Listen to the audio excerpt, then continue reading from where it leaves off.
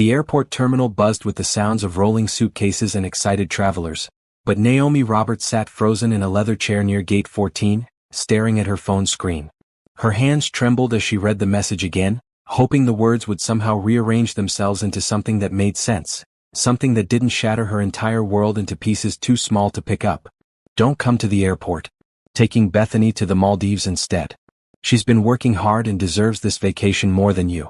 We'll talk when I get back. The penthouse key is under the mat. Don't call me.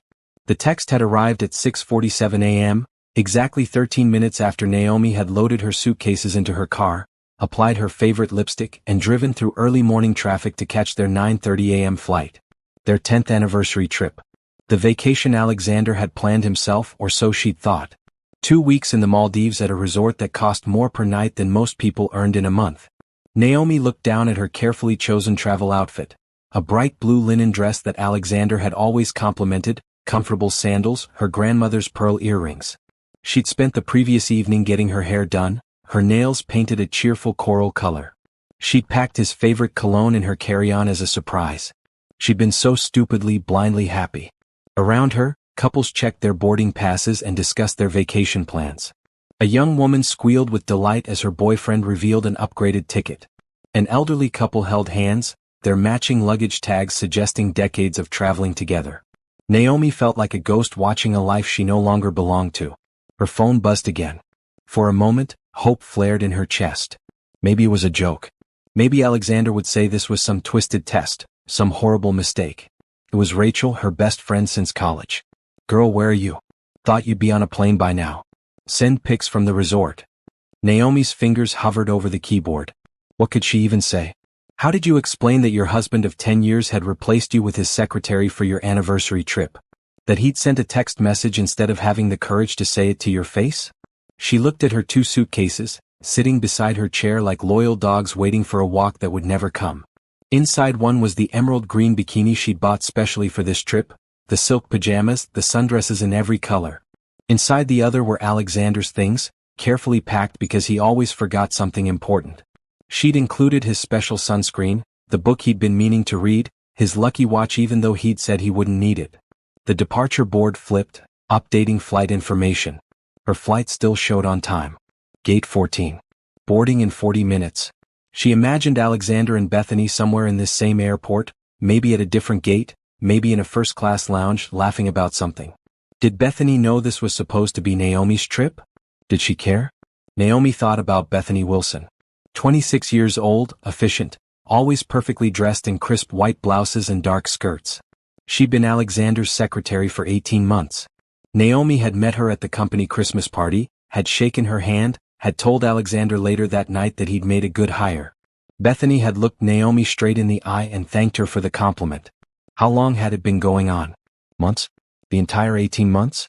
Naomi's mind raced through memories, looking for clues she'd missed. The late nights at the office. The business trips that seemed to multiply. The way Alexander had stopped asking about her day. The distance that had grown so gradually she'd barely noticed until it was a canyon between them. She stood up, her legs unsteady. Other passengers moved around her, focused on their own journeys, their own lives. No one noticed the woman in the blue dress whose world had just ended via text message. No one saw her pick up her phone and call the airline. I need to cancel my tickets for flight 847 to Mail, she said, her voice surprisingly steady. Both tickets. Last name Roberts. The airline representative expressed sympathy for her emergency, whatever it was. Naomi didn't correct her assumption that someone had died. Someone had, in a way. The version of herself who'd woken up that morning believing she was loved, valued, cherished. She wheeled her suitcases back through the terminal, past the security checkpoint, past the coffee stands and gift shops. In the parking garage, she loaded everything back into her car, the same car she'd driven here less than an hour ago when her biggest worry had been whether she'd packed enough sunscreen. The drive home took 30 minutes. 30 minutes of silence except for the sound of her turn signal and the hum of tires on pavement. She didn't turn on the radio. She couldn't bear the cheerful morning DJ banter or the love songs that would mock her stupidity. The penthouse was on the 42nd floor of the Sterling Tower, the most exclusive building in the city. Alexander had bought it 5 years ago, back when things were still good between them. Back when he'd kiss her goodbye every morning and tell her she was the most beautiful woman he'd ever seen. Back when she'd believed him. She parked in her assigned spot and took the elevator up, watching the numbers climb. The elevator was mirrored and she caught sight of herself. A beautiful African-American woman with dark eyes that should have been sparkling with anticipation but instead looked hollow. Her natural hair was styled perfectly, her makeup flawless, but she looked like a painting of a person rather than an actual human being. The penthouse door opened with her key. No key under the mat yet. Alexander and Bethany were probably still in the air, drinking champagne, planning their perfect vacation in Naomi's place. The space felt different now, contaminated. The white leather sofa where they'd watched movies. The marble kitchen where she'd cooked his favorite meals. The floor-to-ceiling windows with views of the city skyline, the same view she'd admired while believing she had a partner, a teammate, a husband who honored his vows. Naomi set her suitcases down in the hallway and walked to the master bedroom. Their bedroom. The bed was perfectly made because she'd made it yesterday morning before leaving for her hair appointment. Alexander's side table still held his reading glasses and a biography of some tech mogul he admired. Her side table held a framed photo from their wedding day, both of them smiling like they'd won the lottery. She picked up the frame and looked at it closely. Alexander in his custom tuxedo, herself in a white gown that had taken 6 months to design. They'd gotten married on a beach at sunset, surrounded by 200 guests. Her parents had cried. His parents had flown in from London. Everyone had said they were perfect together. 10 years ago. A decade of marriage that he'd just erased with a text message and a plane ticket for another woman. Naomi set the frame face down and walked to Alexander's closet. His clothes hung in perfect rows, organized by color and season. Suits that cost thousands of dollars each. Shoes lined up like soldiers. Everything in its place, everything controlled and managed. Just like their marriage had been, she realized now. Controlled by him, managed by him, while she'd played the role of the devoted wife who asked for nothing except his time and attention. And he couldn't even give her that. She pulled out her phone and opened her contacts. Rachel's name sat at the top of her favorites list. Below that was her sister Denise, then her mother, then a few other friends. And there, with a heart emoji she'd added years ago, was Alexander. Naomi deleted the heart emoji. It felt like a small, petty victory, but it was something. Then she scrolled past Rachel and found a name she hadn't called in years. Patricia Holloway. They'd gone to law school together before Naomi had dropped out to support Alexander's business ventures. Patricia had gone on to become one of the best divorce attorneys in the state. The call connected on the second ring. Naomi Roberts. Patricia's voice held surprise and warmth. It's been forever. How are you? I need a divorce lawyer, Naomi said. And I need one who can work fast. There was a pause, then Patricia's tone shifted to pure professional focus. Where are you right now? Home. The penthouse. Alexander is on a plane to the Maldives with his secretary. Our anniversary trip. He texted me at the airport. Don't touch anything else in that house except your personal items, Patricia said immediately. I'm sending you an address. Can you meet me in an hour? Yes. Good. Bring your laptop, any financial documents you can access, and anything else that might be useful. And Naomi? Yes. This is going to hurt, but you're going to survive it. I promise. Naomi ended the call and looked around the penthouse one more time. The morning sunlight streamed through those expensive windows, illuminating the life she'd built with a man who'd thrown it away like trash. But Patricia was right. This was going to hurt. It already hurt more than she'd imagined possible. But she would survive. She had to. Patricia Holloway's office was nothing like the cold, intimidating spaces Naomi had imagined lawyer offices to be. The walls were painted a soft gray, decorated with abstract art in vibrant reds and blues. The furniture was comfortable without being too casual, and Patricia herself wore a maroon blazer that somehow made her look both approachable and formidable. Coffee or water?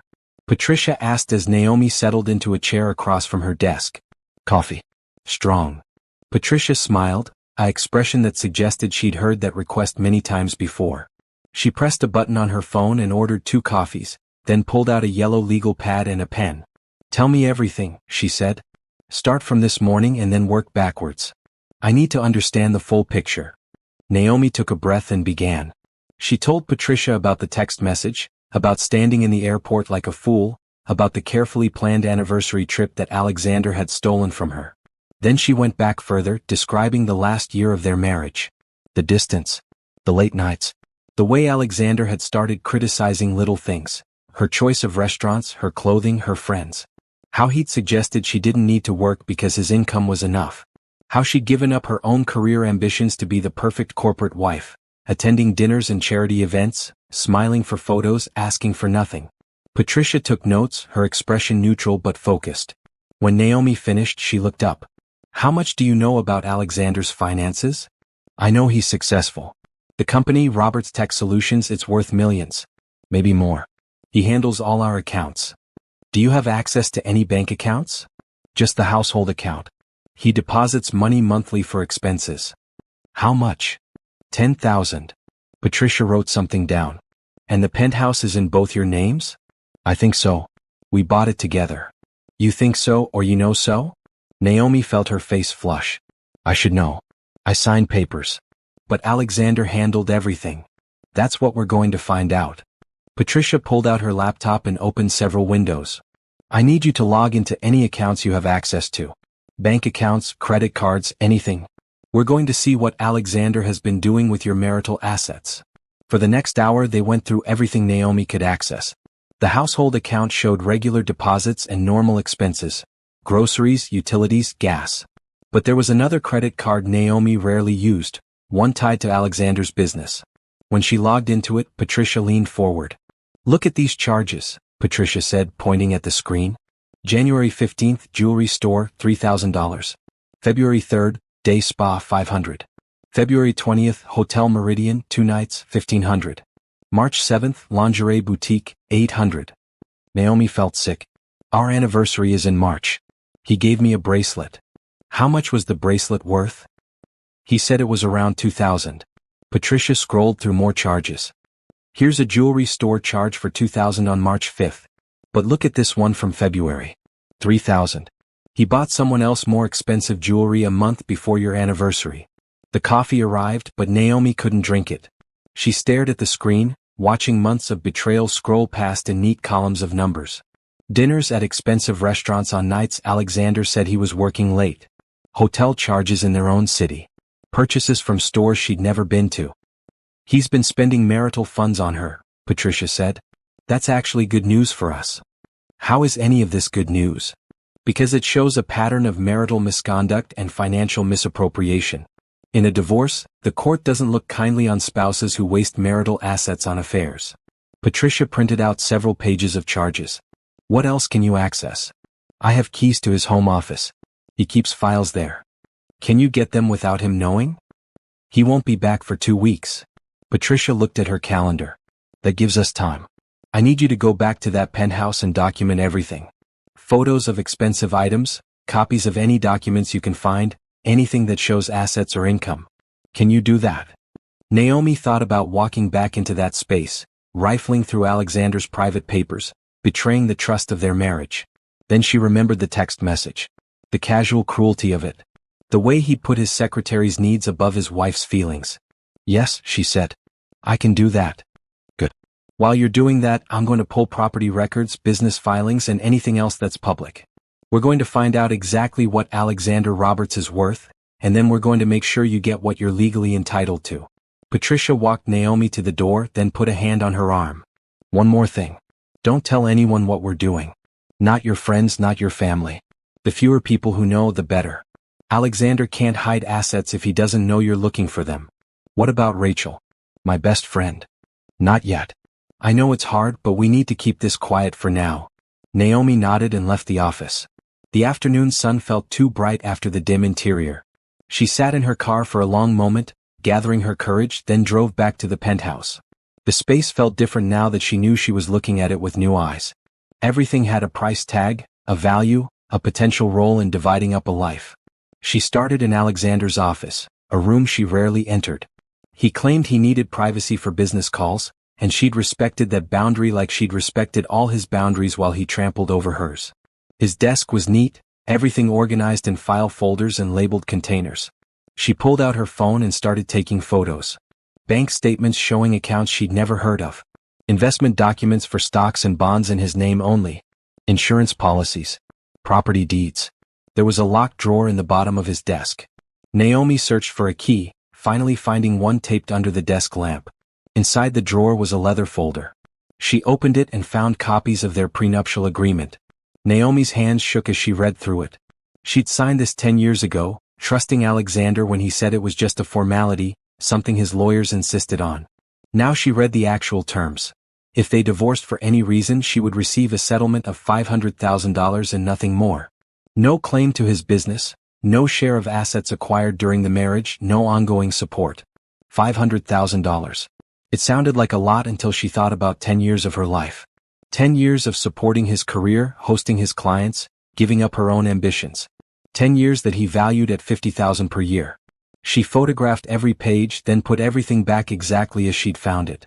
In the bedroom, she documented jewelry he'd given her over the years. In the closet, she found boxes of clothes still with tags attached, expensive items he'd bought but never worn. In the bathroom, she found a receipt tucked in a drawer. Hotel Meridian, suite upgrade, champagne and strawberries, charged to their joint credit card 3 months ago. She'd been home that night. Alexander had said he was at a business conference across town. By the time she finished, it was dark outside. Her phone showed dozens of photos, hundreds of pieces of evidence of a marriage that had been dying while she smiled and pretended everything was perfect. Naomi sent everything to Patricia, then sat on the couch and finally let herself cry. Not quiet tears, but deep, wrenching sobs that came from somewhere in her chest she didn't know existed. She cried for the time she'd wasted. For the dreams she'd given up. For the woman she'd been before she'd made herself smaller to fit into Alexander's perfect corporate life. When she was done crying, she felt hollow but clear. The grief was still there, but underneath it was something harder. Something angry. Something that wanted justice. Her phone buzzed. Patricia. Got everything. This is better than I hoped. Can you meet tomorrow morning? 9 a.m.? Bring your passport and any cash you can access. We need to move fast. Naomi typed back, I'll be there. She walked to the window and looked out at the city lights. Somewhere out there, on a beach halfway around the world, Alexander and Bethany were probably having dinner, watching the sunset, enjoying a vacation that should have been hers. They thought she was sitting at home, sad and waiting for Alexander to come back and explain. They had no idea what was coming. Patricia's office at 9 in the morning looked different than it had the previous afternoon. There was an energy to it now, a sense of purpose. A woman Naomi didn't recognize sat at a small table in the corner, typing rapidly on a laptop. This is Jennifer, Patricia said. She's our forensic accountant. She's been going through everything you sent me. Jennifer looked up and gave Naomi a small smile. She was probably in her 40s, wearing practical clothing and no-nonsense glasses. You did good work yesterday. Very thorough. Thank you, Naomi said, though she felt anything but proud. Thorough felt like another word for betrayal, even though Alexander had betrayed her first. Sit down, Patricia said, gesturing to the chair. We have a lot to discuss. For the next hour, Jennifer walked Naomi through what she'd found. Alexander's company was worth significantly more than Naomi had realized. He had multiple bank accounts, investment portfolios, and properties she'd never heard of. He'd been systematically moving money into accounts in his name only, preparing for something. Maybe he'd been planning this divorce all along. Maybe the affair with Bethany was just the catalyst. The prenup is a problem, Patricia said bluntly. It's valid, it's been 10 years, and unless we can prove it was signed under duress or fraud, it's going to hold up. So I get $500,000 and that's it? Naomi felt the anger rising again.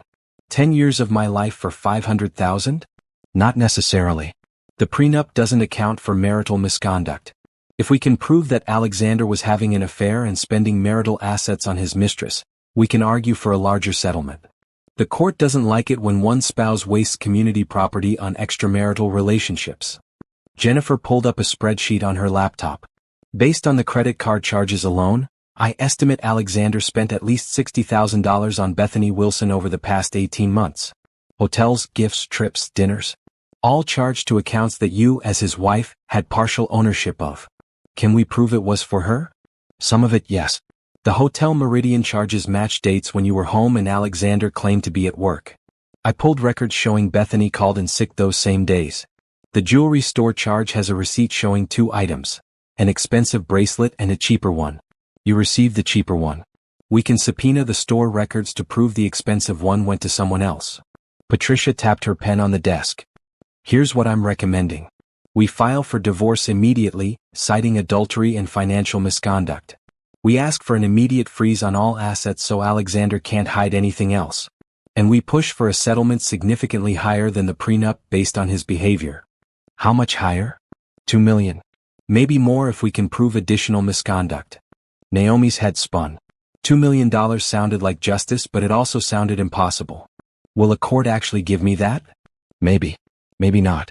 But we start high and negotiate down. The point is to hit Alexander hard and fast, before he knows what's happening. Right now he thinks you're at home crying. He has no idea you've lawyered up and documented everything. What do I need to do? Patricia pulled out a folder. First, sign these papers. They authorize me to act on your behalf. Then, we need to talk about your living situation. The penthouse. You can't stay there. Once we file for divorce, things are going to get ugly. Alexander is going to be angry, and people do stupid things when they're angry. You need to be somewhere safe, somewhere he can't find you. I can stay with my sister. Does Alexander know where your sister lives? Yes. Then that won't work. We need somewhere he won't think to look. Jennifer spoke up. I have a property. A small apartment I rent out, but it's vacant right now. 2 bedrooms, furnished, in a neighborhood across town. You can stay there for as long as you need. I can't afford rent right now. You're not going to pay rent. Consider it part of our services.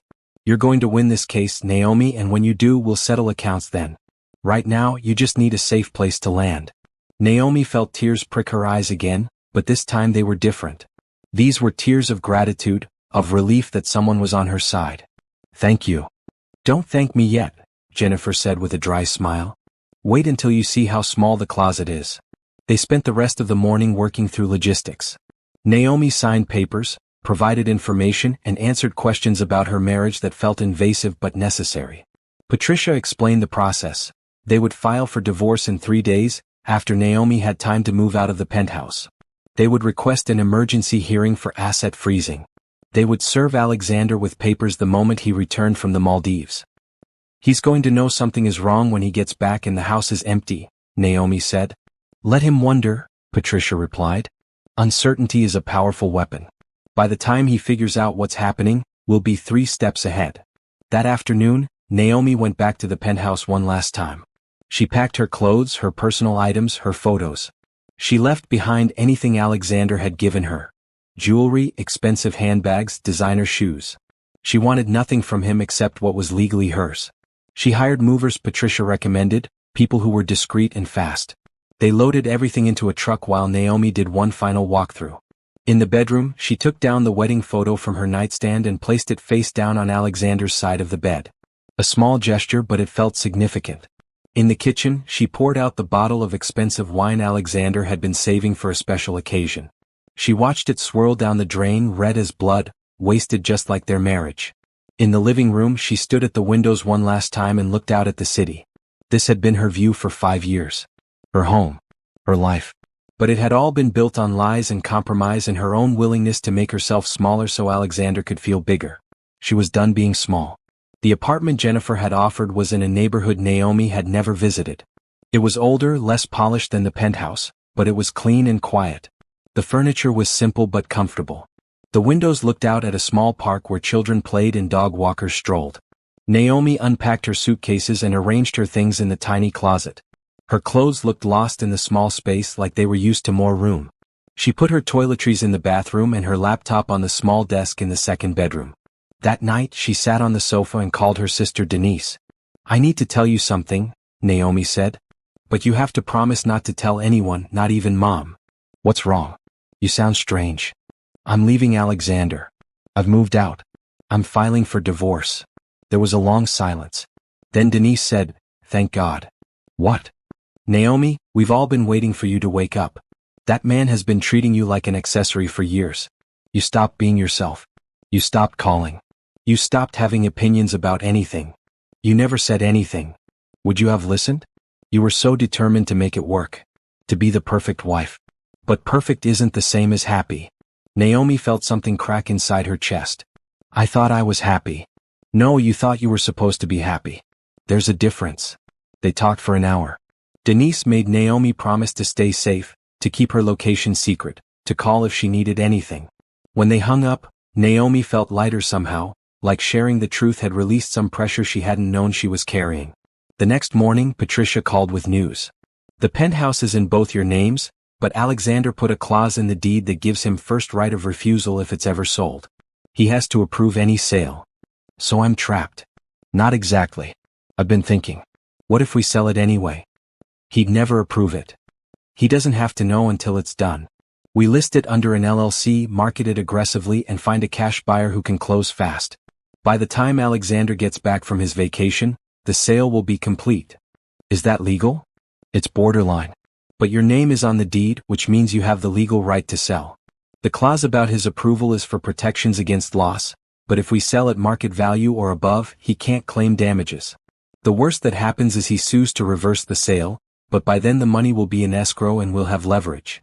Do it, Naomi said. Sell it? Patricia laughed, a sound of pure satisfaction. I was hoping you'd say that. I already have a realtor standing by. She's the best in the business and she's very good at keeping secrets. The realtor's name was Simone, and she arrived at the penthouse that afternoon with a photographer and a staging consultant. They walked through every room taking notes and pictures. This will sell in 48 hours, Simone said confidently. Possibly faster. Properties like this don't stay on the market. I have 3 clients who've been waiting for something in this building. How much? Naomi asked. List price? 4.2 million. But I think we can get 4.5, maybe more if we start a bidding war. Naomi did the math in her head. Half of 4.5 million was 2.25. More than Patricia had asked for in the divorce settlement. Enough to start over.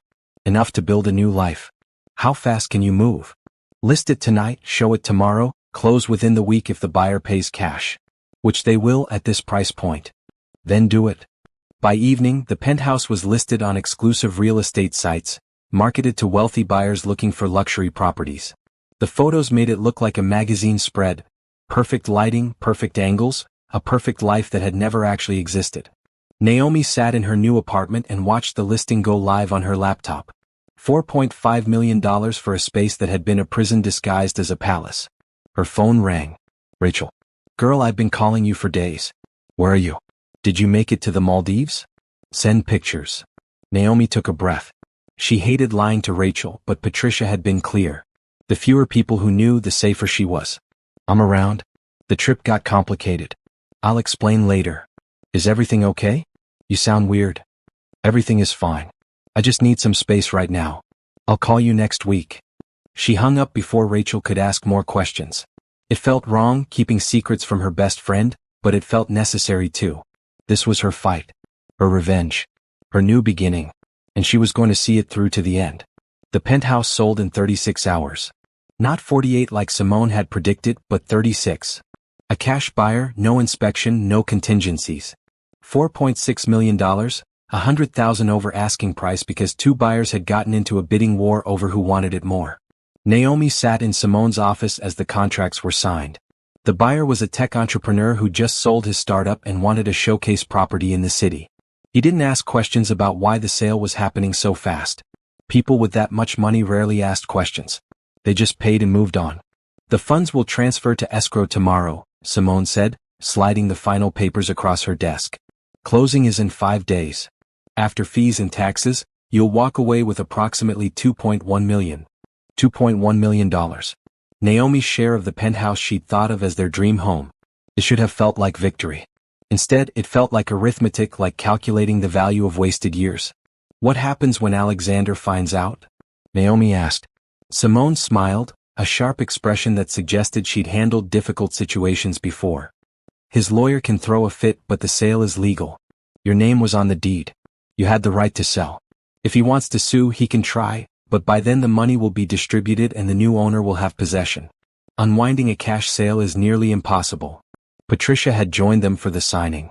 Now she leaned forward. We're going to move fast once the funds clear. Transfer everything to accounts Alexander doesn't know about. Lock it down so he can't touch it even if he tries.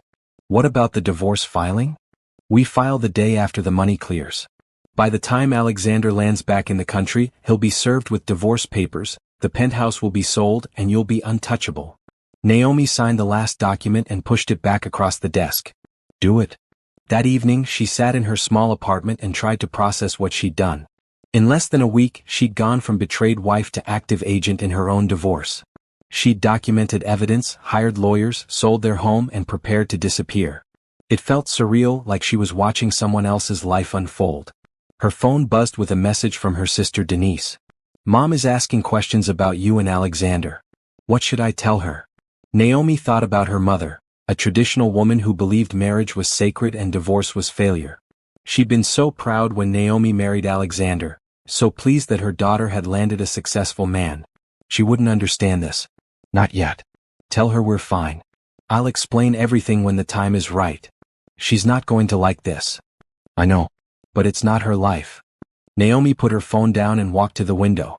The park below was empty now, lit by street lamps.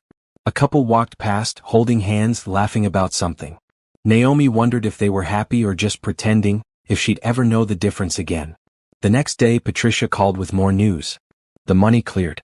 It's sitting in escrow. I've set up 3 separate accounts for you. 1 checking, 1 savings, 1 investment. All at a bank Alexander doesn't use. All with new account numbers he can't trace. What about the divorce filing? Going to the courthouse in an hour. By end of day today, Alexander Roberts will officially be served with divorce papers. He's still on the plane. They don't land until tomorrow afternoon. I know.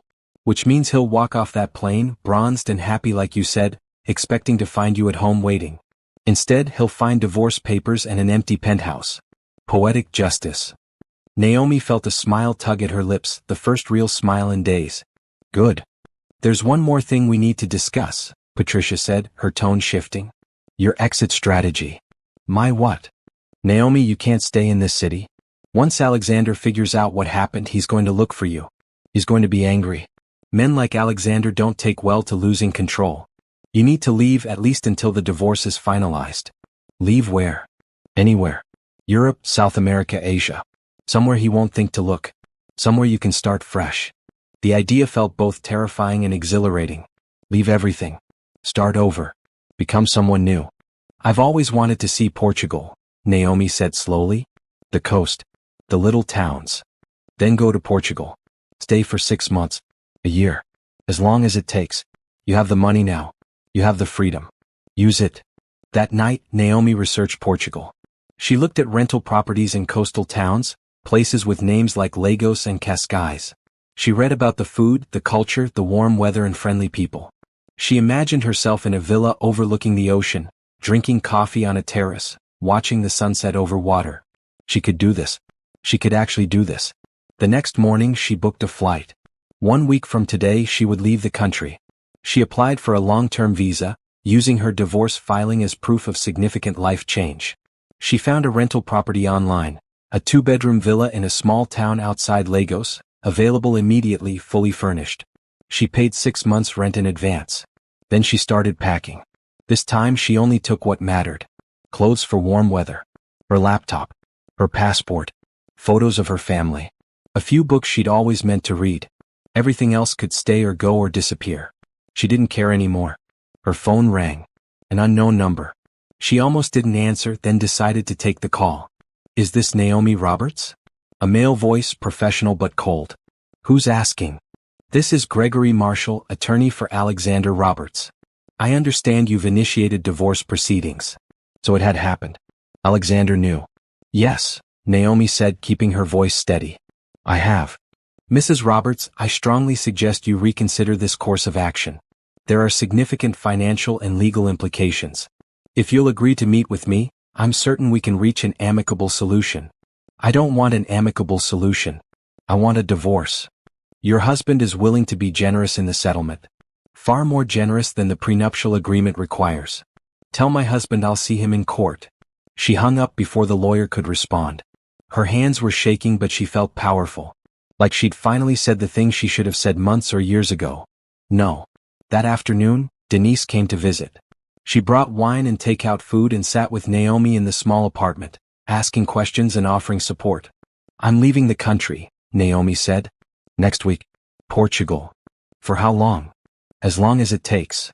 Denise poured them both wine. Good. Get away from him. Get away from all of this. Go be yourself again.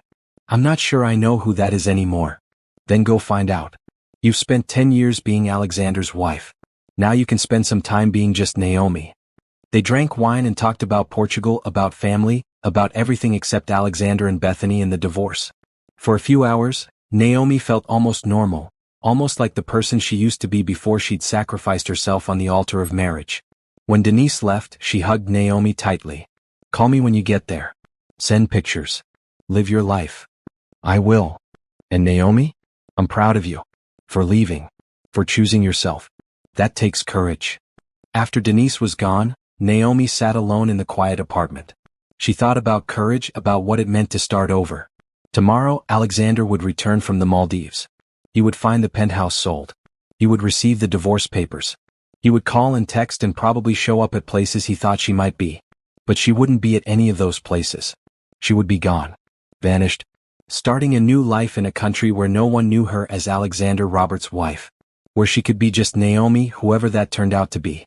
She pulled out her laptop and looked at the villa rental one more time. White walls, blue shutters, a terrace with ocean views. A place that looked like peace. 1 week. 7 more days. Then freedom. The flight to Lisbon left at 11 in the evening, a night departure that felt appropriate for someone disappearing. Naomi checked in with only 2 suitcases and a carry-on, her entire life compressed into bags that fit in an overhead compartment. Denise had driven her to the airport, both of them quiet during the ride. At the departure curb, her sister had grabbed her hand. "You're doing the right thing," Denise said. "You know that, right?" "I hope so." "Not hope. No. Alexander doesn't deserve you. He never did." They hugged goodbye and Naomi walked into the terminal alone. She disabled the location services on her phone. Changed her number and email. Left instructions with Patricia that no one was to know where she'd gone, not even family except Denise. The flight was half empty, business travelers and a few tourists. Naomi had a window seat and spent the first hour watching the city lights disappear below her. Somewhere down there, Alexander was discovering the extent of what she'd done. The sold penthouse. The emptied accounts she'd had legal access to. The divorce filing that detailed his affair and financial misconduct. Patricia had texted an hour ago. "His lawyer is threatening to sue everyone. Let him try. Everything we did was legal. Enjoy Portugal." Naomi tried to sleep but couldn't. Instead, she watched movies on the tiny screen and thought about what came next. She'd spent so much energy planning her escape that she hadn't really considered what her new life would actually look like. Who was she without Alexander? Without the role of corporate wife, hostess, supportive partner? She didn't know yet. But she was going to find out. The plane landed in Lisbon at noon local time. Naomi collected her bags and took a taxi to the train station, where she caught a regional train south to Lagos. The scenery changed gradually from city to countryside to coast. Rolling hills, white buildings with terracotta roofs, the distant gleam of ocean. The villa was exactly as advertised. Small but charming, with white walls and blue shutters and a terrace that overlooked the water. The owner, an elderly Portuguese woman named Catarina, met her at the door. "Welcome," Catarina said in accented but clear English. "The villa is yours for as long as you need." 6 months, yes. Yes. Maybe longer. Longer is good. Lagos is a place for healing. Many people come here to heal. Catarina showed her through the villa. A living room with comfortable furniture, a small kitchen with blue tiles, 2 bedrooms with crisp white linens. Everything simple and clean and peaceful. "The market is 2 streets away," Catarina explained. "The beach is a 10-minute walk. If you need anything, I live next door. My number is on the refrigerator." After Catarina left, Naomi unpacked her suitcases. She hung her clothes in the closet, arranged her toiletries in the bathroom, set up her laptop on the small desk. Then she walked out to the terrace and looked at the ocean. The water was a brilliant blue, deeper and clearer than any ocean she'd seen before. Boats bobbed in the harbor. Seabirds called and circled. The air smelled like salt and fish and something sweet she couldn't identify. She pulled out her phone and took a picture, then sent it to Denise with a simple message. "I'm here. I'm safe." Her sister responded immediately, "It's beautiful. Proud of you." Naomi put her phone away and just stood there, breathing. For the first time in weeks, she felt like she could take a full breath without her chest aching. The first few days were about settling in. She learned the neighborhood, found the market Catarina had mentioned, discovered a small cafe that served strong coffee and fresh bread. She walked on the beach every morning, feeling sand between her toes, letting the ocean wash away the anger and hurt she'd been carrying. She bought a journal and started writing. Not about Alexander or the divorce, but about herself. What she liked. What she wanted. What she'd given up and what she wanted to reclaim. "I used to paint," she wrote one afternoon on the terrace. "Watercolors. Small scenes, nothing fancy. I stopped when Alexander said it was taking up too much space in the apartment. When did I stop fighting for space? She went to a local art supply store and bought paints, brushes, paper. That evening she sat on the terrace and painted the sunset, mixing colors until she got the exact shade of orange and pink that the sky turned as the sun disappeared into the ocean. The painting was terrible. The proportions were wrong, the colors muddy. But it was hers. She'd made it. For the first time in years, she'd created something just for herself.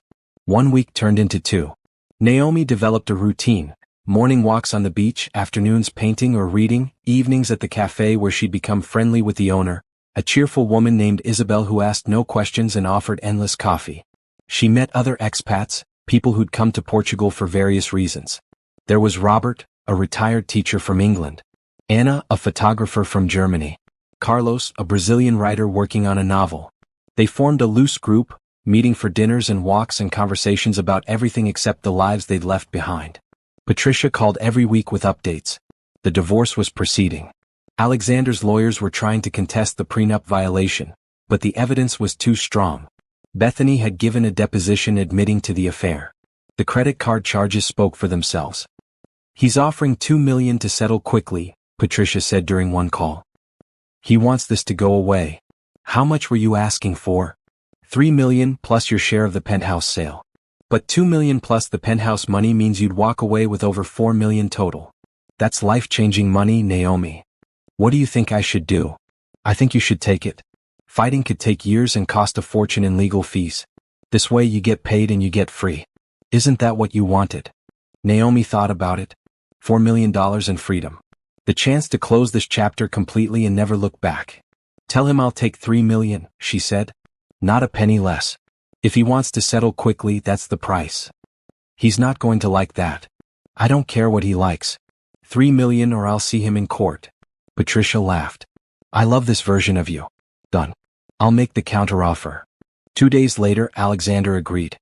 $3 million to be paid within 30 days. In exchange, Naomi would sign papers agreeing to a complete financial separation, no future claims on his business or assets. No contact between them after the divorce was final. He really wants you gone, Patricia said. He's almost desperate to make this go away. Good. Let him pay for his mistakes. On a Friday afternoon in her 3rd month in Portugal, Naomi sat at Isabel's cafe and read the final divorce documents on her laptop. Patricia had sent them as PDFs with bright red arrows showing where to sign. All done. Isabel asked, refilling her coffee. Almost. Just need to sign. And then I'm free. Naomi pulled out a pen and signed each document. She scanned them with her phone and emailed them back to Patricia. The whole process took less than 10 minutes. 10 minutes to end 10 years of marriage. Her phone rang immediately. Patricia. Congratulations, her lawyer said. You're officially divorced. The money will transfer within the week. Thank you. For everything. Thank me by living a good life. A happy life. That's the best revenge. After Patricia hung up, Naomi sat at the cafe table and tried to figure out how she felt. She'd expected relief, maybe joy. Instead, she just felt tired. Like she'd been holding her breath for months and could finally exhale. You look like you need a celebration, Isabel said, appearing with a bottle of wine. On the house. How did you know? I've seen that look before. That's the face of someone who just got free from something heavy. Isabel poured 2 glasses. To new beginnings. They clinked glasses and drank. The wine was dry and crisp, tasting like sunshine and salt air. That evening, Naomi walked down to the beach and watched the sunset. The sky turned purple and gold, the ocean reflecting the colors back like a mirror. Other people dotted the sand. Couples holding hands, families with children, solo travelers like herself. She thought about texting someone. Denise, Rachel, her mother. Telling them it was done, it was over, she'd won. But she didn't. This moment was hers. Private and quiet and perfect in its own way. She stayed on the beach until the stars came out, bright and clear in a way they never were in the city. She found constellations she remembered from childhood. The Big Dipper, Orion's Belt, Cassiopeia. When she finally walked back to the villa, she felt lighter. Not happy exactly, but settled. Like she'd closed a door on one part of her life and opened a window to whatever came next. Alexander Roberts landed at the airport on a Tuesday afternoon, his skin bronzed from 2 weeks of Maldivian sun. Bethany walked beside him, wearing a bright yellow sundress and designer sunglasses, talking about how they should take more trips like this, how she'd never been so relaxed. He barely heard her. His mind was already on the office, on the deals waiting, on the clients who'd probably been calling while he was away. He turned off his phone for the entire trip, something he never did, determined to enjoy this vacation he'd claimed he deserved. Now, as they walked through the terminal toward baggage claim, he turned his phone back on. It exploded with notifications. Texts from his lawyer Gregory Marshall, "Call me immediately. This is urgent. Alexander, we need to talk now." Missed calls from his business partner. From his accountant. From his mother in London. Email subject lines that made his stomach drop. Divorce proceedings. Property sale notification. Emergency legal matter. "What's wrong?" Bethany asked, noticing his expression. "I don't know yet." He called Gregory while waiting for his luggage. The lawyer answered on the first ring. "Where have you been?" Gregory's voice was tight with anger. "I've been trying to reach you for days. I was on vacation." "What's going on?" "Your wife filed for divorce. 2 weeks ago. She sold the penthouse. She emptied the accounts she had access to. She's gone, Alexander. Vanished. No one knows where she is." The baggage carousel started moving, but Alexander didn't notice. "What do you mean she filed for divorce?" "Exactly what I said. She hired Patricia Holloway, that divorce attorney who specializes in high-profile cases. They documented your affair with your secretary. They filed on grounds of adultery and financial misconduct. And while you were gone, they sold the penthouse for $4.6 million. She can't do that. The penthouse deed requires my approval for any sale. Her name was on the deed. Legally, she had the right to sell. We can try to contest it, but the sale is complete and the money is already distributed. The new owner has taken possession." Alexander felt something cold settle in his chest. "What about our accounts?" "The household account is empty. She withdrew everything she had legal access to. I estimate she took about $200,000 in cash plus her share of the penthouse sale. That's over $2 million. Actually, it's more. She took the sale proceeds and transferred them to accounts we can't trace. By the time we figured out what was happening, it was too late." Bethany tugged on his arm. "Alexander, what's happening?" He shook her off. "Where is Naomi now?" "We don't know. Her sister claims she doesn't know. Her friends don't know. She's not at any property in her name. She changed her phone number and email. It's like she disappeared. People don't just disappear. Your wife did. And there's more. The divorce filing includes depositions from hotel staff, store clerks, and your secretary here confirming the affair. They have credit card statements showing expenditures on gifts, hotel rooms, and trips that match dates when you claim to be working late. They have enough evidence to invalidate the prenup on grounds of marital misconduct." Alexander's bags came around on the carousel. He grabbed them mechanically, his mind racing. This couldn't be happening. Naomi was supposed to be at home, waiting for him to come back and explain. She was supposed to cry and yell and eventually forgive him because that's what she always did. She made everything smooth and easy and comfortable. She wasn't supposed to fight back. "What do we do?" he asked. "We settle. Fast. Before this goes to trial and everything becomes public. Your business reputation is already taking hits. Word is getting out about the affair, about the divorce. Your partners are nervous. Clients are asking questions. I'm not giving her millions of dollars. Then prepare for a very public trial where all your financial records become evidence, where every text message and hotel charge gets read in court, where your business practices get scrutinized. Is that what you want?" Alexander looked at Bethany, who was watching him with growing concern. 2 weeks ago, taking her to the Maldives instead of his wife had seemed like a bold move, a way of claiming his own happiness. Now it looked like the stupidest decision of his life. "I'll call you tomorrow," he told Gregory. "I need time to think." "Don't think too long. Patricia Holloway doesn't wait around." Alexander hung up and looked at Bethany. "We need to go." "What's happening?" "My wife is divorcing me. She sold our house. She took everything she could and disappeared." Bethany's eyes widened. "Can she do that?" Apparently she already did. The drive to the penthouse was silent. Alexander's mind raced through possibilities, scenarios, ways to fix this. He could contest the divorce. He could prove Naomi was unstable, that she'd acted impulsively. He could freeze her accounts, file injunctions, make her life so difficult she'd have to come back and negotiate. Except she was already gone. And she had Patricia Holloway on her side, one of the best divorce attorneys in the state. When they reached the building, the doorman looked uncomfortable. Mr. Roberts, I should inform you that the penthouse has been sold. The new owner took possession last week. I know about the sale. I still have my key. Actually, sir, the locks were changed. You're no longer authorized to enter. Alexander felt rage building in his chest. That's my home. It was your home, sir. Now it belongs to someone else. If you need to collect personal items, you'll need to coordinate with the new owner's representative. This is insane. I'm sorry, sir. Those are my instructions. Alexander stood in the lobby of the building where he'd lived for 5 years, staring at the elevator that would no longer take him to his own apartment. His home. His space. Sold out from under him while he was on a beach drinking cocktails. What do we do now? Bethany asked. I don't know. Hotel, I guess. Until I figure this out.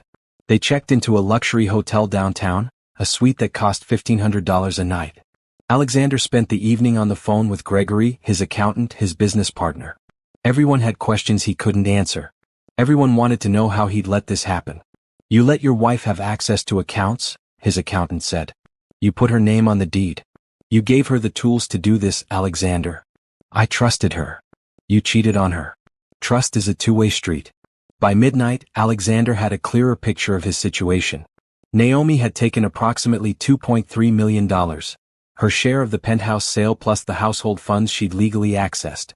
She'd filed for divorce with evidence of adultery and financial misconduct. If this went to trial, he would lose much more than money. He would lose his reputation, possibly his business. Gregory's advice was clear. Settle. Pay her $3 million and make it go away. Sign the papers and move on. $3 million, Alexander said. For 10 years of marriage she spent doing nothing but shopping and going to yoga. For 10 years of marriage where you cheated on her and spent marital funds on your mistress, Gregory corrected. A court will see it her way, not yours. Alexander looked at Bethany, asleep on the hotel bed, her hair spread across the pillow. 2 weeks ago she'd seemed worth everything. Worth leaving his wife, worth the risk, worth the excitement. Now she just looked young and expensive, another complication in a situation spiraling out of control. Make the offer, Alexander told Gregory. $3 million. But I want it in writing that she'll never contact me again, never make any claims on my business, never speak publicly about our marriage. I'll draft the agreement. But Alexander, you need to understand something. You lost this fight. Your wife outmaneuvered you. The best you can do now is damage control. After he hung up, Alexander sat in the dark hotel room and tried to figure out where it had all gone wrong. He built a successful business. Made millions. Given Naomi a beautiful home, financial security, a comfortable life. What more could she have wanted? Respect maybe. Fidelity. The basic courtesy of not being replaced with a younger woman while she waited at the airport with their anniversary trip packed and planned. But Alexander didn't think about those things. Instead, he thought about the money, the house, the public embarrassment of a wife who'd vanished rather than fight openly. He thought about how to spin this to his business associates, how to minimize the damage, how to move forward. He didn't think about Naomi at all, except as a problem to be solved. Which was why he'd already lost. The settlement took 3 weeks to finalize. Alexander agreed to the $3 million, signed the papers, and wired the money to an account controlled by Patricia Holloway. In exchange, Naomi signed a non-disclosure agreement that prevented her from discussing their marriage publicly, along with documents terminating all future claims on his assets. Done, Gregory said when the final paperwork went through.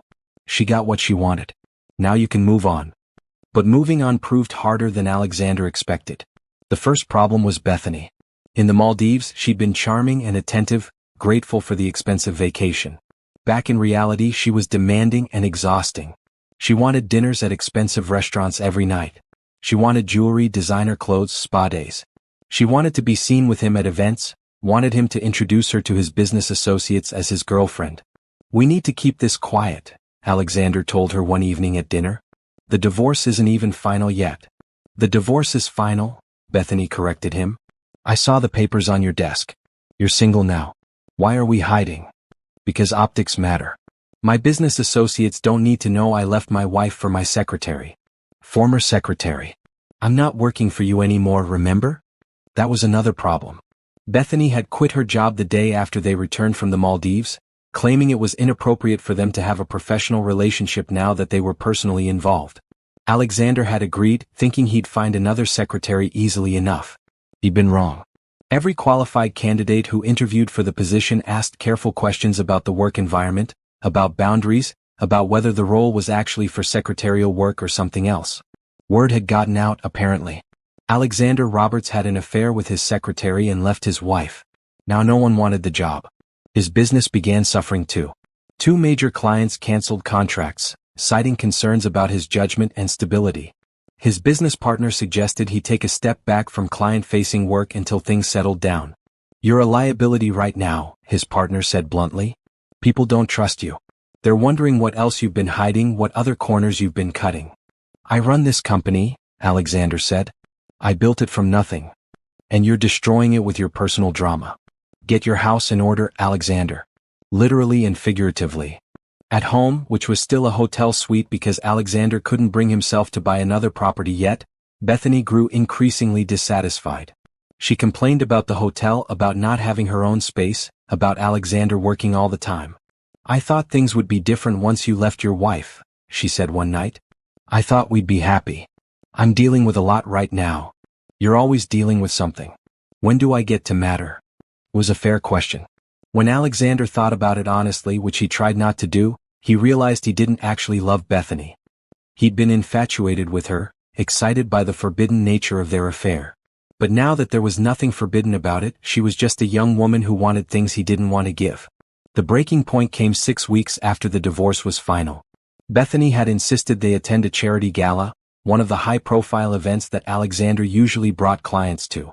He'd agreed, thinking it would be good to be seen in public, to show that he was moving forward with his life.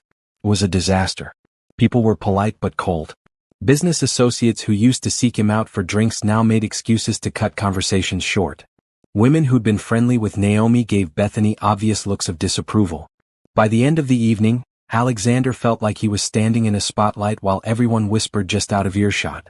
On the drive back to the hotel, Bethany was angry. "That was humiliating. Everyone was judging us. They'll get over it." "No, they won't. You know why? Because you're the guy who dumped his wife for his secretary. That's who you are now. That's your reputation." "My reputation is that I'm a successful businessman." "Was successful. Past tense. Face it, Alexander. You ruined everything for a fling that's already getting old." The truth in her words stung more than he wanted to admit. "If it's so old, maybe you should leave." "Maybe I should. This isn't what you promised. You said things would be better once you were free. But you're not free. You're just alone and broke and bitter." "I'm not broke. You paid your wife $3 million. Your business is failing. You're living in a hotel. That's not the life you sold me on." She packed her bags that night and left. Alexander watched her go, feeling nothing except maybe relief. One less complication. One less person to manage. But the relief didn't last. Alone in the hotel suite, Alexander started noticing things. How quiet it was without anyone else there. How empty the space felt. How much he'd lost in the past 2 months. His business continued to decline. Without major clients, cash flow became a problem. He had to lay off staff, cut back on expenses, defer payments. His business partner suggested they sell the company before its value dropped further. Sell? Alexander was shocked. "This is my company. This was your company. Now it's a sinking ship. We can sell while we still have something worth buying, or we can write it down and lose everything." They sold 3 months after the divorce finalized. A tech conglomerate bought Roberts Tech Solutions for a fraction of what it had been worth a year ago. Alexander walked away with enough money to pay off debts and live comfortably, but not enough to maintain the lifestyle he'd built. Not enough to feel like a winner. His mother called from London, her voice sharp with disapproval. "I heard about the divorce. And the sale of your company. What were you thinking, Alexander? Things didn't work out with Naomi. Things didn't work out because you chose to have an affair with your secretary instead of working on your marriage. Now you've lost your wife, your business, and your reputation. Was it worth it? I don't need a lecture. Clearly you do. You've made a mess of everything your father and I taught you about integrity and commitment. Your father built his business on trust. You threw that away for a fling with a girl half your age." After his mother hung up, Alexander sat in his hotel room and tried to figure out when everything had gone wrong. Was it the text message he'd sent to Naomi at the airport? Should he have told her face-to-face instead? Should he have never taken Bethany to the Maldives at all? Or had it started earlier? The first time he'd stayed late at the office when he didn't need to. The first time he'd lied about where he was. The first time he'd looked at Bethany and thought about something more than work. He'd thought he was choosing happiness, taking control of his life, doing what he wanted instead of what was expected. Instead, he'd destroyed everything. Alexander moved out of the hotel finally, buying a modest apartment in a neighborhood that was respectable but not prestigious. He furnished it with basic items from retail stores, nothing custom or luxurious. He couldn't afford that lifestyle anymore. Not with the divorce settlement, the business sale, the debts he'd accumulated. One evening, sitting in his new apartment with its blank walls and generic furniture, he pulled out his laptop and searched for Naomi. Social media, Google, anything that might tell him where she'd gone. Nothing. She'd scrubbed her online presence completely. No photos, no posts, no trace. It was like she'd never existed except in his memory. He thought about the text message he'd sent that morning at the airport. How casual he'd been about destroying their marriage. How certain he'd been that she would wait, that she would forgive, that she would be there when he decided to come back. He'd been wrong about everything. His phone buzzed with a notification. A LinkedIn message from a former client who'd canceled his contract. Saw your company sold. Hope you land on your feet. FYI, there's an opening at Hendricks Corp if you're looking for work. Looking for work. Alexander Roberts, who'd built a multi-million-dollar company, was now being offered job suggestions like he was a new graduate starting out. He closed the laptop and sat in the dark apartment, listening to the sounds of the city outside. Somewhere out there, Naomi was living a new life. Happy maybe. Free certainly. She'd taken her share of their marriage and built something new. While he sat in an empty apartment, unemployed and alone, wondering how he'd lost everything so fast. 4 months after arriving in Portugal, Naomi woke up one morning and realized she was happy. Not pretending to be happy. Not performing happiness for someone else's benefit. Actually genuinely happy. She lay in bed in the villa, listening to the sounds of morning. Seabirds calling, distant waves, the church bells from the town center marking 8 o'clock. Sunlight streamed through the white curtains, bright and clean and warm. She got up and made coffee in the small kitchen, then took it out to the terrace. The ocean stretched before her, blue and endless. She'd painted this view a dozen times now, trying to capture the exact color of the water at different times of day. Her paintings lined the villa walls, a visual diary of her time here. Her phone buzzed with a message from Patricia. Final check cleared. Account balance, $4.2 million. You're officially set. Live well. $4.2 million. Her divorce settlement plus the penthouse sale, minus legal fees and taxes. More money than she'd ever imagined having on her own. Money that represented 10 years of her life, yes, but also her freedom to choose what came next. Naomi had been thinking about what came next. She'd spent 4 months healing, painting, walking on the beach. It had been necessary time, important time. But now she felt restless, ready for something more than peaceful existence. She wanted to work. Not because she needed the money, but because she missed using her brain for something besides painting sunsets. Before she'd married Alexander, she'd been studying design, thinking about starting her own consulting business. She'd been good at it too, creative and strategic at once. Maybe it was time to try again.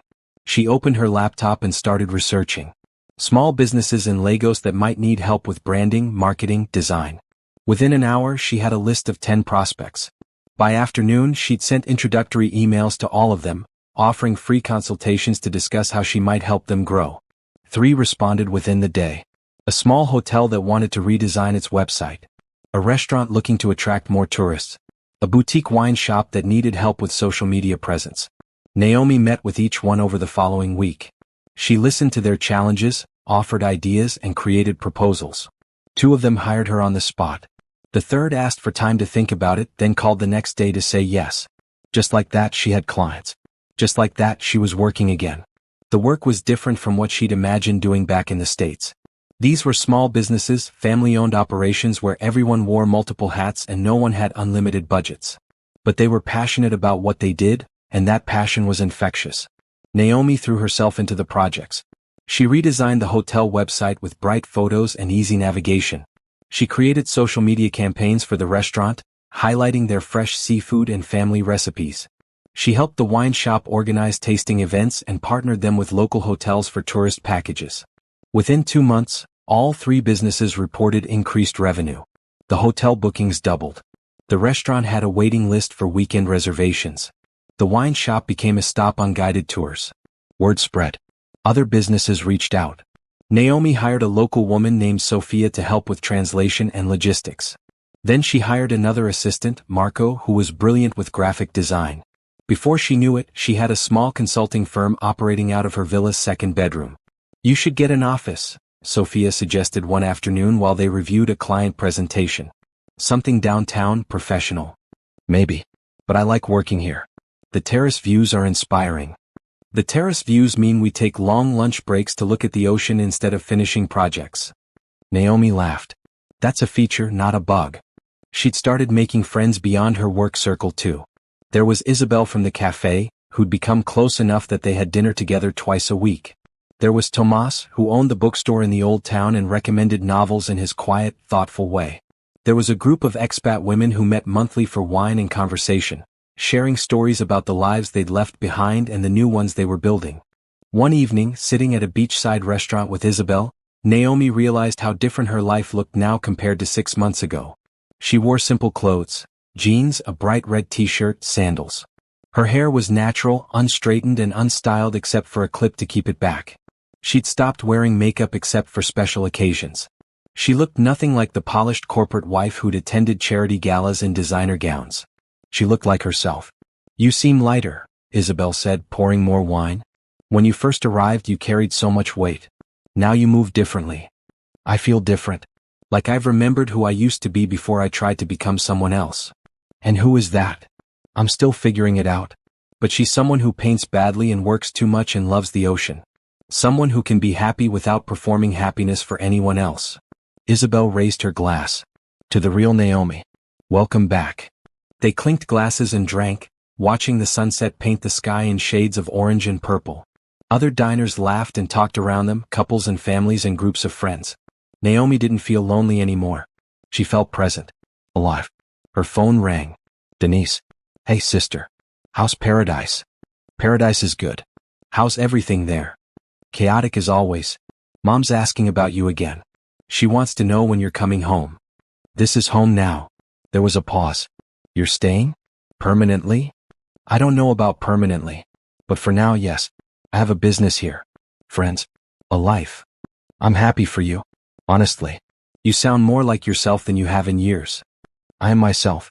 That's the point." After they hung up, Naomi sat at the restaurant and thought about the word, home. Was it a place?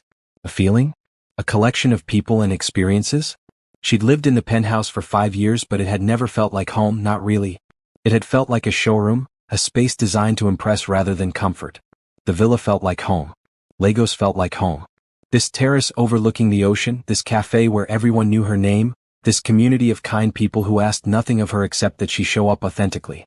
This was home. One evening she went to Tomas's bookstore. It was a small space crammed with books in multiple languages, the kind of place where you could browse for hours and discover unexpected treasures. "I'm looking for something about starting over," Naomi told him. "Fiction maybe. Something hopeful but not preachy." Tomas thought for a moment, then pulled a book from a high shelf. "Try this. It's about a woman who moves to Italy after a divorce and builds a new life. Very honest about the hard parts but also full of joy." "Sounds perfect." "It is. Also, I've been meaning to ask you something." Tomas looked uncharacteristically nervous. "There's a festival next weekend. Music, food, dancing. Would you like to go? As friends?" he added quickly. "Just to show you more of local culture." Naomi smiled. "I'd like that. As friends." The festival was everything Tomas promised.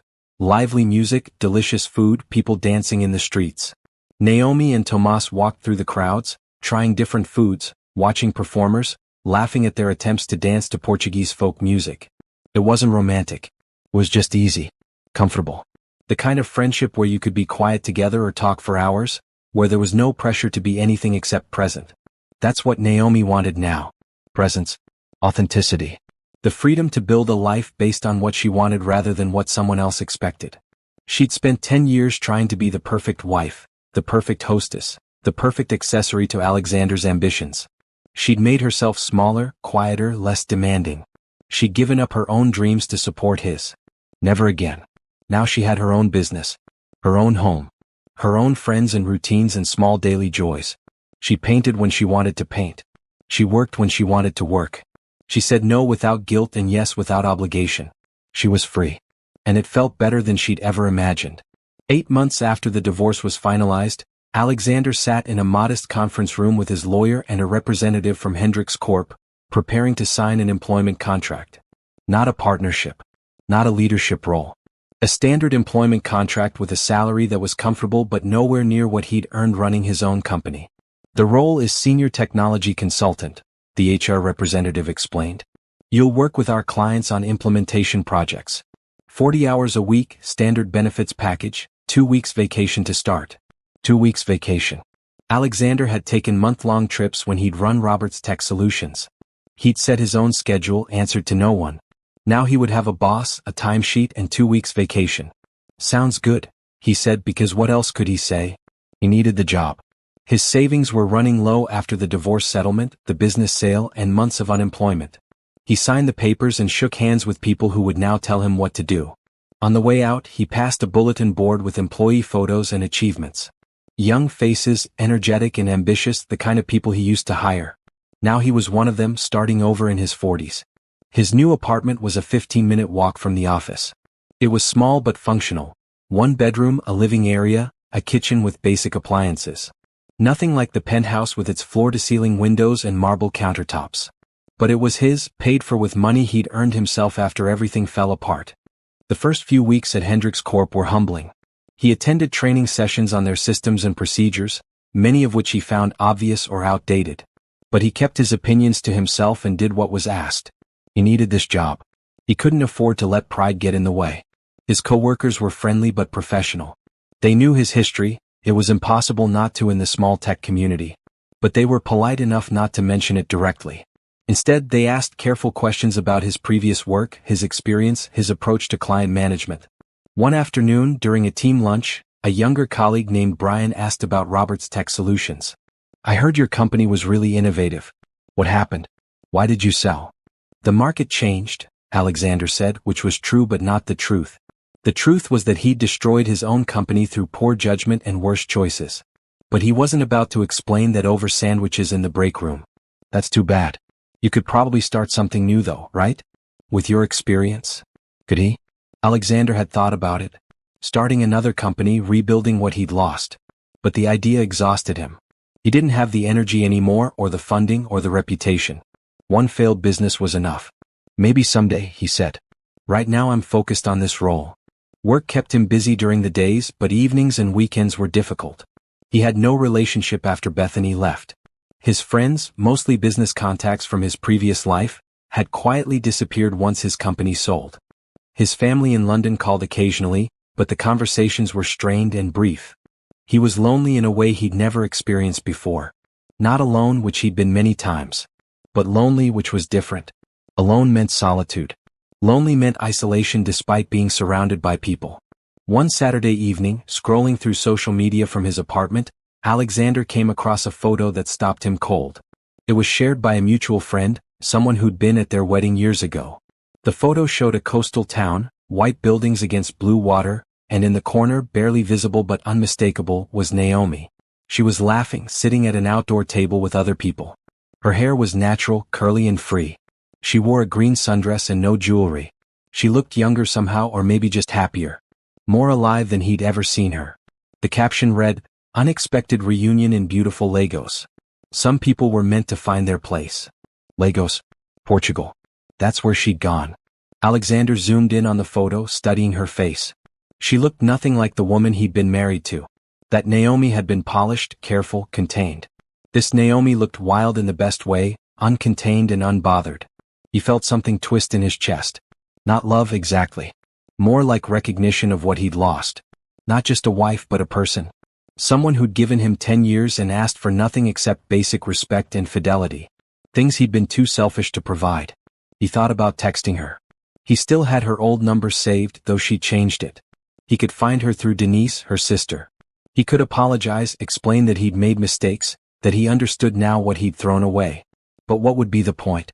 She'd moved on. Built a new life. She was happy, clearly. Why would she want to hear from the man who'd betrayed her? Alexander closed the app and set his phone down. He sat in his small apartment, listening to the sounds of neighbors through thin walls, and tried to accept that this was his life now. Modest apartment. Average job. No relationship, no social life, no grand ambitions. It wasn't the punishment that hurt. It was the recognition that he'd done this to himself. Every choice that led here had been his own. The affair with Bethany. The text message at the airport. The cavalier assumption that Naomi would always be there, always forgive, always wait. He'd been wrong about all of it. The next morning he went for a run in a nearby park. It was something he'd started doing after the divorce, a way to fill empty time and clear his head. Other runners nodded as they passed, strangers acknowledging strangers in the universal language of people trying to stay healthy. He ran past couples walking dogs, families having picnics, teenagers playing basketball. Normal people living normal lives. Once, he would have felt superior to them, proud of his penthouse and his business and his expensive lifestyle. Now he just felt tired. After the run he stopped at a coffee shop. The barista was a young woman with blue hair and a nose ring who called him sir, and made small talk about the weather. Alexander wondered what she saw when she looked at him. Just another middle-aged customer in running clothes, nothing special, nothing worth noticing. He took his coffee to a corner table and opened his laptop. He had work emails to answer, reports to review. The tasks kept him busy but didn't satisfy him. Everything felt hollow, like he was going through motions without purpose. His phone buzzed with a text from Gregory, his lawyer, forwarding something you should see. The attachment was a newspaper article about Patricia Holloway, the divorce attorney who'd represented Naomi. She'd won a major case for another client, securing a record settlement. The article mentioned her track record of representing women in high-profile divorces against wealthy men. It quoted her, "My clients aren't looking for revenge. They're looking for justice and the freedom to rebuild their lives. When someone has been betrayed and undermined, the legal system should help them start fresh." Alexander thought about that word, betrayed. It seemed dramatic until he applied it to his own actions. He'd betrayed Naomi's trust, undermined their marriage, used marital funds to support an affair. When he looked at it honestly, he'd been the villain in this story, not the victim. That was a hard truth to accept. He finished his coffee and closed the laptop. Outside, the city moved on without him. People had places to be, people to see, lives that mattered. Alexander had work tomorrow and the day after that and the day after that. A steady job, a modest income, and no one waiting at home. It was a far cry from the penthouse and the private jets and the business empire he'd built. But it was what he had now. What he'd earned through his choices. And somewhere in Portugal, Naomi was living her best life, probably not thinking about him at all. That was the worst part. Not that she hated him. That she'd moved on so completely that he was irrelevant. Alexander walked back to his apartment through autumn streets, leaves falling around him like pieces of the life he used to have. By the time he reached his door, he'd made a decision. He wasn't going to try to contact Naomi. He wasn't going to apologize or explain or ask for forgiveness. She'd earned her freedom from him and he was going to respect it. It was the least he could do. 1 year and 2 months after leaving the country, Naomi stood on her terrace watching the sunrise paint the Portuguese coast in shades of pink and gold. She held a cup of coffee, steam rising into cool morning air, and felt completely at peace. So much had changed since that terrible morning at the airport. The morning she discovered her husband's betrayal and decided to take back her life.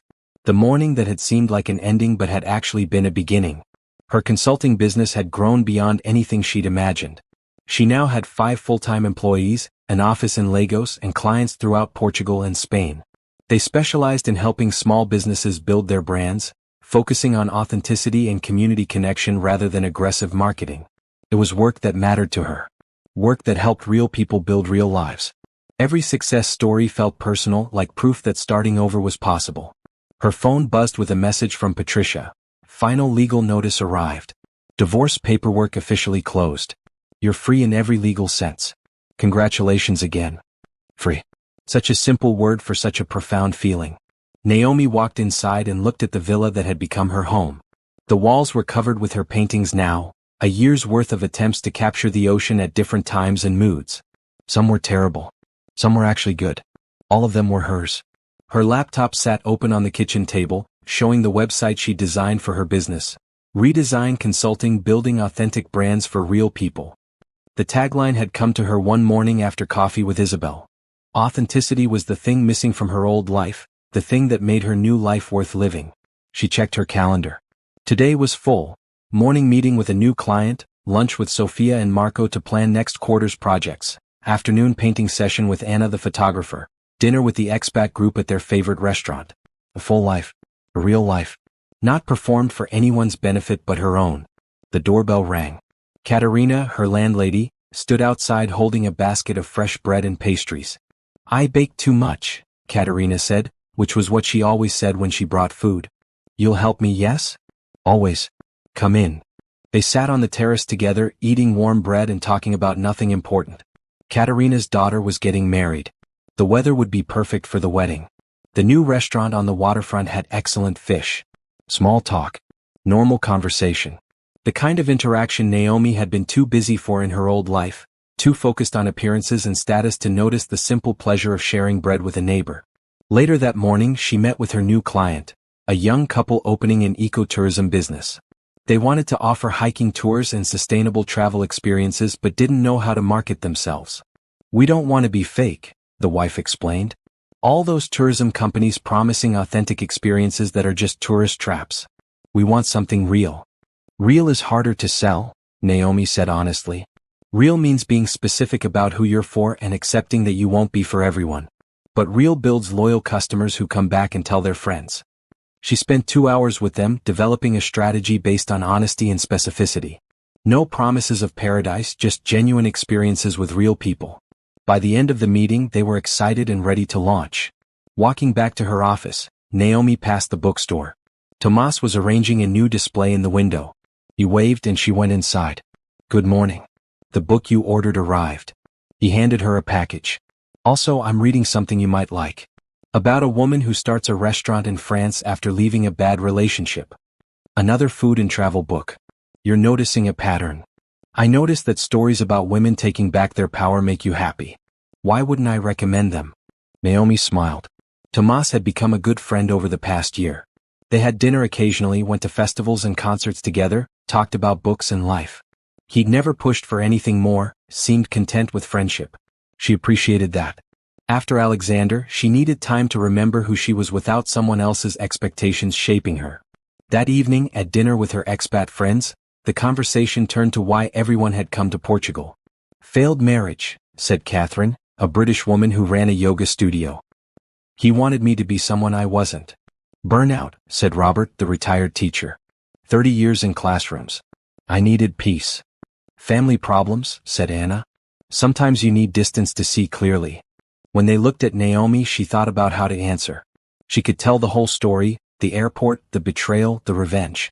Or she could tell the simpler truth. "I needed to find myself again," she said.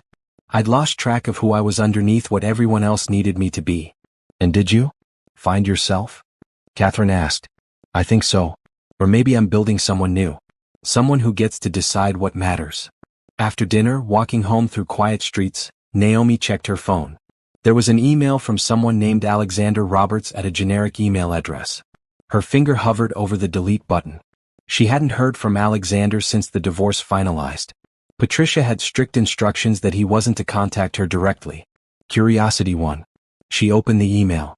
"Naomi, I know you probably don't want to hear from me. I know I have no right to contact you. But I saw a photo of you online and you looked happy. Really happy. I wanted you to know that I'm glad. I'm sorry for everything I put you through. I'm sorry I didn't value what we had until it was gone. I'm not asking for forgiveness or trying to get back in touch. I just wanted you to know that you deserve the happiness you've found. I hope Portugal is everything you wanted. Take care. Alexander." Naomi read it twice, waiting to feel something. Anger. Satisfaction. Vindication. Instead, she just felt nothing. The words were nice, probably sincere. But they didn't matter anymore.